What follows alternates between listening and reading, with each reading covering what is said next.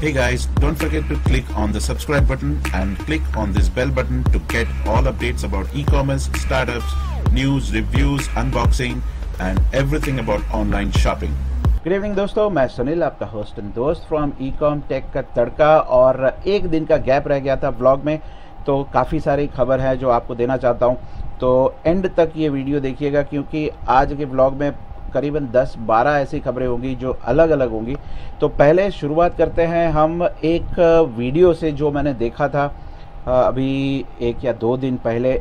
आपने अली बाबा के बाबा का नाम तो सुना ही होगा, जैक मा।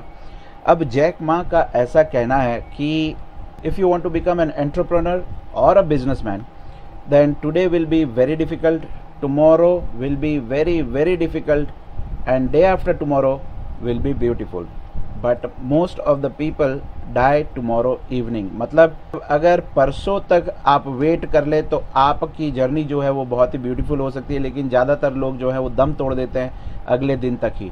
तो आप अगर बिजनेसमैन बनना चाहते हैं या फिर एंटरप्रेन्योर बनना चाहते हैं तो समझ लीजिएगा कि आज का दिन, कल का दिन आपके लिए बहुत डिफ़िकल्ट होगा। अब जैक मा 100% सही है या गलत वो तो मैं नहीं कह सकता, लेकिन यस, एंटरप्रेन्योर की लाइफ जो होती है, बिजनेसमैन की लाइफ जो होती है, स्पेशली स्टार्टअप इंडस्ट्री में, वो बहुत ही डिफ़िकल्ट भरी होती है। कब क्या हो जाए किसी को नहीं पता होता, क्योंकि आपका जो बिज़नेस है, आपका जो बिज़नेस मॉडल है, वो काफ़ी सारे एक्सटर्नल फैक्टर्स के ऊपर डिपेंड रहता है, ना कि सिर्फ आपकी मेहनत के ऊपर। मतलब समझ लीजिए कि कोई अगर थर्ड पार्टी या एक्सटर्नल पार्टी ऐसी आ जाती है जो सीधे आपको कंपटीशन देती है, तो आपकी सारी की गई मेहनत पानी में चली जा सकती है। So innovation is very important. आपको सोचते रहना पड़ेगा, इनोवेट करता रहना पड़ेगा in terms of products, in terms of customer service, customer excellence. जो भी आप प्रोडक्ट्स की डिज़ाइन बना रहे हैं या फिर कोई भी प्रोडक्ट्स नहीं ला रहे हैं, आपको नई नई प्रोडक्ट्स ढूंढना पड़ेगा, कस्टमर को देना पड़ेगा, साथ में सर्विस भी देनी पड़ेगी। अदरवाइज़ ऐसा नहीं होगा कि आप सिर्फ प्रोडक्ट बेचते गए और सर्विस नहीं देंगे। तो दोनों तरफ से आपको बैलेंस रखना पड़ेगा, तभी आपका बिजनेस जो है वो एक्सपोनेंशियली ग्रो करेगा, वरना वो धीरे धीरे ऐसे लेवल पे जाएगा, अचानक कहीं ऊपर जाएगा, फिर वापस नीचे आ जाएगा। इसी के रिलेटेड मैंने 1-2 वीडियोज़ और देखे जहाँ पे लिखा हुआ था कि 3 small business ideas you can start tomorrow. अब वो वीडियो जैसे मैंने ओपन किया तो पहले ही आ गया कि आप न्यूज़पेपर का बिज़नेस करो। अब मेरे को समझ में नहीं आया कि ये बिज़नेस आइडिया अच्छा है या बुरा है। फिर वहाँ पे लिखा हुआ आता है कि ग्रॉसरी स्टोर खोल लो। चलो ग्रॉसरी स्टोर तो भी समझ में आता है। तीसरा वाला जो था वो लिखा हुआ था समोसा बेचना शुरू कर दो। अरे समोसा बेचना तो कोई भी कर सकता है। शुभम, तुम भी बेचो यार समोसा, बाहर खड़े हो जाओ। ये बिज़नेस है, यस बिज़नेस है, बट एक लेवल पे अगर आप करोगे तो आप बिजनेसमैन कहलाओगे, वरना समोसे वाले कहलाओगे। तो ये सारे बिज़नेस आइडियाज़ जो हैं ये पैसे कमाने के लिए अच्छे हैं टू एन एक्सटेंट। और वहाँ पे काफ़ी सारे ऐसे कैलकुलेशंस भी दिए जाते हैं वीडियोज़ में। हालांकि मुझे लगता है कि ये मोस्टली जो होते हैं यूट्यूब में वो व्यूज़ के लिए ज़्यादा होते हैं। कैलकुलेशन में ऐसा बताया जाता है कि अगर आप दिन के 200 समोसे बेचोगे और एक में 5 रुपये वो करोगे तो आपको सीधा 1000 रुपये का मुनाफा हो जाएगा। बट उतना आसान नहीं होता है, करने में और कहने में बहुत फ़र्क होता है। तो आप लोग भी जब भी कोई बिज़नेस प्लानिंग करें या फिर कोई स्ट्रैटेजी हो आपके माइंड में, तो नंबर्स के साथ बैठें, क्योंकि नंबर्स के बिना कोई भी स्ट्रैटेजी या फिर प्लानिंग करोगे तो वो सब फेल ही होगा। नंबर्स कौन से आप खुद कैलकुलेट कर रहे हो, वो नंबर्स नहीं, जो मार्केट में अभी अवेलेबल है, स्टैटिस्टिक्स नंबर्स, वो सारे नंबर्स की मैं बात कर रहा हूँ, जो डेटा आपको मार्केट में रिसर्च करने से मिलेगा या फिर ऑनलाइन कहीं से मिलेगा। ठीक है, आप अपने हिसाब से गिनती करोगे कि हाँ मैं रोज़ के 2 समोसे बेचूंगा, 20 समोसे बेचूंगा तो मेरा इतना हो जाएगा और महीने का इतना हो जाएगा। वो कैलकुलेशन काम में नहीं आता। वो सारे प्रेडिक्शंस हैं, प्रेडिक्शंस के बेसिस पे आप अपना बिजनेस मॉडल डिसाइड नहीं कर सकते और आपका फ्यूचर भी ग्रो नहीं कर सकते। इसी के साथ मैं आता हूँ अपने नए इंग्लिश चैनल के ऊपर। बहुत सारे लोगों ने कहा था कि हमको हिंदी समझ में नहीं आती है, प्लीज़ इंग्लिश में डिस्क्राइब करिए। तो इंग्लिश चैनल मैंने बनाया एक, और उस चैनल की डिस्क्रिप्शन में मैंने लिंक डाल रखी है। तो अगर आपने उस चैनल में नहीं विजिट किया तो जाके कर लीजिए, क्योंकि वहाँ पे मैं रोज़ नहीं डालूंगा ब्लॉग्स। हफ्ते में शायद 1 या 2 मैक्सिमम ब्लॉग्स आएंगे, मैक्सिमम जो है वो यहाँ पर ही आएंगे सबसे ज़्यादा। और उस चैनल में प्रैक्टिकली जहाँ पर भी मैं विज़िट करूँगा, जो भी देखूँगा, पर्सनल भी होगा और प्रोफेशनल भी होगा, दोनों होगा, तो आपको मिक्स ऑफ एवरीथिंग वहाँ पे दिखने मिलेगा। अब हम बात करते हैं जीएसटी रिटर्न की। अगर आप लोग अभी भी कंफ्यूज हैं कि जीएसटी रिटर्न कैसे भरना होगा, कितना कॉम्प्लिकेट होगा, तो मैं उसके बारे में आपको एक छोटा सा वीडियो बता देता हूँ, जहाँ पे आपको उस लिंक पे जाना है और एक फ़ाइल डाउनलोड करना है, और वो फाइल में सारी इन्फॉर्मेशन जो है फिल करके और वो फाइल को आपको अपलोड करना होगा जब भी आप जीएसटी रिटर्न फाइल करेंगे। तो वो हर महीने आपको करना पड़ेगा विदाउट फेल। 3 बार करना पड़ता है, B2B B2C, और 1 बार वो टैली करना होता है दोनों के। तो वो सारा जो भी है वो हम धीरे धीरे समझेंगे। अभी मैं आपको फाइल कहाँ से डाउनलोड करनी है वो बता देता हूँ, फिर आगे जैसे ही मुझे पर्सनली एक्सपीरियंस होगा कि उसको अपलोड कैसे करना है तो वो इन्फॉर्मेशन भी मैं आपको दे दूंगा। यस, ये बात तो हम बार बार करते ही है जियो के बारे में। अब जियो एक फ़ोन लॉन्च करने वाला है, उसकी प्राइस होगी 500 रुपीज़ ओनली। 4G फ़ोन, मतलब जियो की स्ट्रैटेजी यहाँ पे एक और ऐसी है कि वो जितने भी 2G यूज़र्स हैं, मतलब ऐसे यूज़र्स जो 4G फ़ोन्स अफोर्ड नहीं कर सकते, ठीक है, 4G मतलब स्मार्टफोन्स, हाई एंड स्मार्टफोन्स, उनको वो 4G में कन्वर्ट करने के लिए सस्ते 4G फ़ोन्स निकालने वाले हैं, जिसकी वजह से उन लोगों को भी अब 4G की स्पीड मिल सकती है। और जस्ट 500 रुपीज़ पे करके, मतलब उनका जो डिवाइस था JioFi, मुझे लगता नहीं कि शायद वो काम में आएगा, हाँ, लेकिन 500 रुपीज़ में वो डिवाइस में हॉटस्पॉट का ऑप्शन है या नहीं है वो भी नहीं पता। तो ओवरऑल बहुत सारे कस्टमर्स को फ़ायदा होगा, बट हमारे जैसे कस्टमर को फ़ायदा होगा कि नहीं होगा वो तो आगे चल के ही पता चलेगा। अब ये जो खबर है दोस्तों, ये थोड़ी आपको गुस्सा दिला सकती है, क्योंकि स्पेशली अगर आप अमेज़ॉन में सेल कर रहे हैं, क्योंकि अमेज़ॉन अब ला रहा है दूसरा एक क्लाउडटेल। यस, दूसरा क्लाउडटेल कैसे? अब क्लाउडटेल जो है वो तो आपको पता है कि उनकी एसोसिएटेड कंपनी है, आप कह सकते हैं एक पेरेंट कंपनी या फिर सिस्टर कंपनी, जो उनके साथ ही डायरेक्ट बिजनेस करती है at a very very reasonable commission rate. अब वो लोग एक और ऐसी कंपनी इस्टेब्लिश कर रहे हैं, क्योंकि हमारी गवर्नमेंट ने ये रूल पास किया हुआ है कि 25% का जो सेलिंग कैप है उससे ज़्यादा सेलिंग नहीं होना चाहिए एक भी सेलर से। तो एक तो क्लाउडटेल है और दूसरा एक और खड़ा कर रहे हैं, आगे जाके और 2 खड़ा करने में उनको कितना टाइम लगेगा ये हमें भी नहीं पता। तो वैसे ये रिस्क भरा तो है ही, क्योंकि उनकी स्ट्रैटेजी अब धीरे धीरे जो है समझ में आ रही है कि जितने भी छोटे सेलर्स हैं उनको अब कर दो टाटा राम राम बाय बाय, और जो बड़े बड़े हैं उनको साथ में रखो, ज़्यादा स्टॉक रहेगा, ज़्यादा माल रहेगा, ज़्यादा सेलिंग होगी और दिक्कत भी उतनी कम होगी, क्योंकि जितने ज़्यादा सेलर उतना ज़्यादा उनका ऑपरेटिंग कॉस्ट, क्योंकि हर एक सेलर को मेंटेन करने के लिए, हर एक सेलर का डेटा मेंटेन करने के लिए उतना ही कॉस्ट लगता है जितना समझ लीजिए कि हर एक बायर के लिए लगता है। और इसी के साथ अमेज़ॉन 1680 करोड़ रुपीज़ और इन्वेस्ट करने वाला है इंडियन ऑपरेशंस में, मतलब कि और ज़्यादा डिस्काउंट्स मिलेंगे शायद कस्टमर्स को, बायर्स को, और काफ़ी सारे वेयर हाउसेज भी खुलेंगे, उनकी टेक्नोलॉजी भी और इम्प्रूव होगी।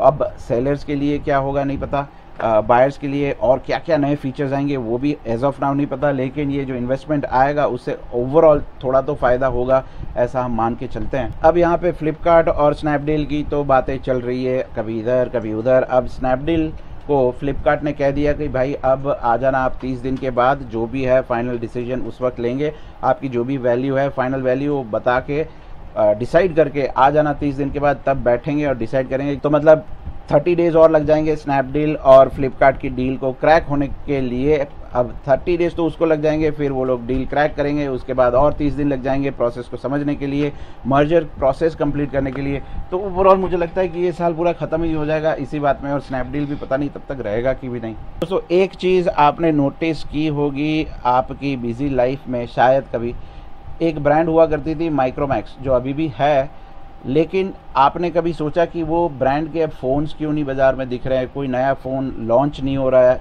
एड्स नहीं आ रही है, ये कंपनी को हो क्या गया? आपको एक बात बता देता हूँ, माइक्रोमैक्स जब लॉन्च हुआ, स्पेशली उनका जो एक फ़ोन था कैनवस, जिसकी वजह से वो ब्रांड बहुत ही ऊपर आई, मैंने भी ख़रीदा था वो फ़ोन, सड़ेला था यस, लेकिन फिर बाद में बेच दिया। उस टाइम के हिसाब से देखने जाओ तो बहुत अच्छा था, लेकिन अब के हिसाब से वो बहुत ख़राब है। तो वो ब्रांड की प्रॉब्लम कहाँ पे आई? पहले सबसे ज़्यादा जो हम कह सकते हैं रीज़न, वो बड़ा रीज़न है रिसर्च एंड डेवलपमेंट। अब उनकी इतनी बड़ी टीम है, लेकिन वो सारे टीम वाले बिज़ी हो गए नए नए फ़ोन्स लॉन्च करने में और जितना हो सके उतना सेल करने में, लेकिन कोई भी नया ऐसा टेक्नोलॉजी नहीं आया जिसकी वजह से उनका जो USP हो, यूनिक सेलिंग पॉइंट, वो बना रहे मार्केट में। तो उसकी वजह से आज देखिए उनकी जो मार्केट कैप्चर रेशियो जो है वो काफ़ी कम हो चुका है। तो भले ही आपके पास जितने भी पैसे हो, आप जितने भी हाइट पे पहुंच गए हो एक लेवल पे, उसके बाद वो डाउन तो आता ही है अगर आप उस पर कंसिस्टेंटली वर्क नहीं कर रहे हैं। अगर आप सोच रहे हैं कि चलिए अब हम आगे आ गए, ऊपर आ गए, वहीं पे मिस्टेक हो जाती है। अब इनकी भी वही मिस्टेक हुई, एक लेवल पे पहुंच गए, फिर उन्होंने कोई इनोवेशन नहीं सोचा, कोई इनोवेटिव आइडिया नहीं सोचा, प्रोडक्ट को अच्छे से डिज़ाइन नहीं किया, कोई एडवांस टेक्नोलॉजी नहीं लाए। आज देखिए कहाँ पे है। यस, और बात करते हैं यूट्यूब की ही। लास्ट में मैं कहता रहता था आप एक ब्लॉग चैनल बनाइए, यूट्यूब चैनल बनाइए, जो काफ़ी सारे लोग नहीं बना पा रहे ड्यू टू वेरियस रीजंस। किसी को शर्म आती है वीडियो बनाना, किसी को लगता है कि लोग क्या सोचेंगे। ऑल्टरनेटिवली आप ये भी कर सकते हैं कि अगर आपको वीडियोस में नहीं आना, वीडियोस नहीं बनाना, तो कंटेंट लिखिए, ब्लॉग्स बनाइए, ब्लॉग्स जहाँ पे आप कंटेंट लिख सकते हैं, रेसिपीज़ लिख सकते हैं। आपको सिर्फ एक दिन में 1 घंटा देना है, आप कुछ भी लिखिए, टेक्नोलॉजी के बारे में लिखिए, ठीक है, खुद का कंटेंट लिखिए। उससे आपको क्या होगा, आपको 6 महीने या 1 साल तक कुछ फ़ायदा नहीं होगा, भूल जाइएगा आपको फ़ायदा होगा, लेकिन आप कंसिस्टेंटली लिखेंगे वहाँ पे।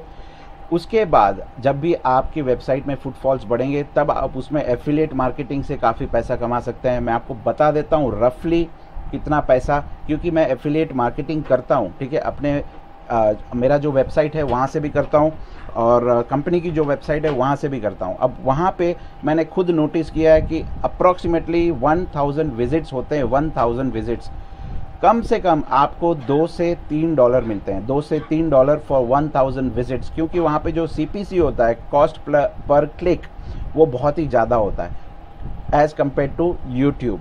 तो अगर आप एक अच्छे कंटेंट राइटर हैं तो फिर मेरे हिसाब से ये भी आपको शुरू करना चाहिए as a hobby, not as planning to earn money from it. पहले आप हॉबी से शुरू करिए, उसके बाद धीरे धीरे आप जो है फुल टाइम उसमें आ सकते हैं।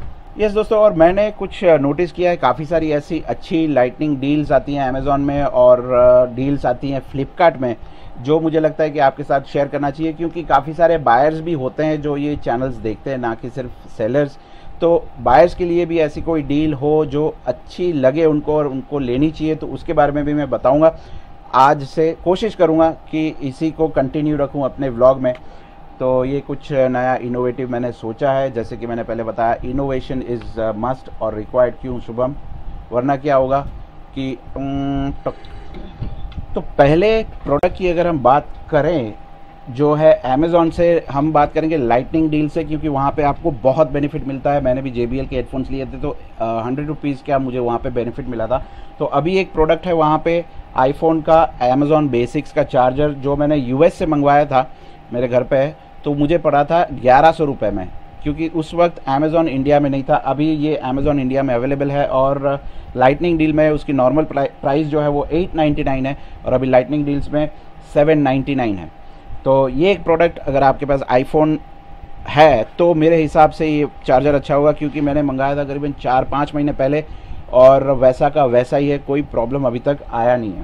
बात करते हैं फ्लिपकार्ट की, तो फ्लिपकार्ट में एक लाइटनिंग डील है लेनोवो पावर बैंक की PA1040, जो अमेज़ॉन में बिक रहा है 1099 में, और फ्लिपकार्ट में बिक रहा है 999 में, जैसे अभी आपको स्क्रीन में दिख रहा होगा। तो ये डिफरेंस है। अगर आप देख रहे हैं कि प्राइस जो है, कभी कभी ऐसा होता है कि अमेज़ॉन वाले भी वो बीट नहीं कर पाते हैं, तो उस वक्त फ्लिपकार्ट जो है वो वहाँ पे बाजी मार जाता है। तो अगर आपको 10,000 mAh की पावर बैंक चाहिए, तो मेरे हिसाब से ये डील जो है आपके लिए बेस्ट रहेगी, और प्राइस जो है वो भी रीज़नेबल है। और दूसरा बेनिफिट ये है कि ये फ्लिपकार्ट एश्योर्ड है, मतलब वो डिलीवरी भी फास्ट होगी, और कोई भी इशू हुआ तो वो इशू भी वो लोग फटाफट रिजॉल्व कर लेंगे। तो ये 2 प्रोडक्ट जो है मुझे ठीक लगी आज के इस व्लॉग में आपको बताने के लिए। कल और दूसरे प्रोडक्ट्स लाऊंगा जो मुझे लगता है कि ये लाइटनिंग डील में आपको उसमें फ़ायदा हो सकता है। और हाँ, मुझे एक सवाल पूछा गया था व्हाट्सएप में, किसी ने पूछा था कि अगर हम आपको कोई प्रोडक्ट बेचते हैं तो क्या आप उसका रिव्यू करोगे? तो मैंने कहा डेफिनेटली करेंगे, क्यों नहीं करेंगे भाई। अगर प्रोडक्ट अच्छा होगा तो हम अच्छा कहेंगे, अगर बुरा होगा तो जहाँ पर भी इम्प्रूवमेंट की रिक्वायरमेंट होगी तो वो आपको हम बता देंगे कि यहाँ पे इम्प्रूवमेंट की रिक्वायरमेंट है, और उस हिसाब से ही हम अपने ब्लॉग में बता देंगे सब कस्टमर्स को भी। तो अगर आप मैन्युफैक्चरर हैं या फिर आपके पास कोई ऐसी प्रोडक्ट है जो आप चाहते हैं कि हम रिव्यू करें उसका और लोगों तक उसके बारे में बताएं, और उसी प्रोडक्ट की लिंक जो है अपने वीडियो के नीचे डिस्क्रिप्शन में डाल दें ताकि वो लोग ख़रीद पाएँ, तो ये भी हम कर सकते हैं। अगर आपको प्रोडक्ट रिव्यू करने के बाद वापस चाहिए तो वो भी हम कर देंगे। आपको कुरियर चार्जेस जो है दोनों तरफ के बेयर करने पड़ेंगे, क्योंकि वो तो मैं अपनी तरफ से बेयर नहीं कर पाऊँगा, इतना मैं आप लोगों के लिए कर सकता हूँ। तो अगर आपको कोई ऐसे रिव्यू यूनिट्स भेजने हैं तो आप भेज सकते हैं। और जितने भी लोग देख रहे हैं, ख़रीदने वाले हो या ऑनलाइन सेलर्स हो, उनके लिए थोड़ा फ़ायदा शायद हो सकता है। तो आज के लिए दोस्तों इतना ही, बस अब मिलेंगे कल किसी और ब्लॉग में किसी और इन्फॉर्मेशन के साथ। सो टेक केयर दोस्तों and good night, bye bye. क्या बात है, सब कुछ चेंज, सब सेटअप चेंज कर दिया पूरा। क्या बात है, मेरा डेस्क भी बहुत बढ़िया कर दिया एकदम। Very nice, very nice, good job.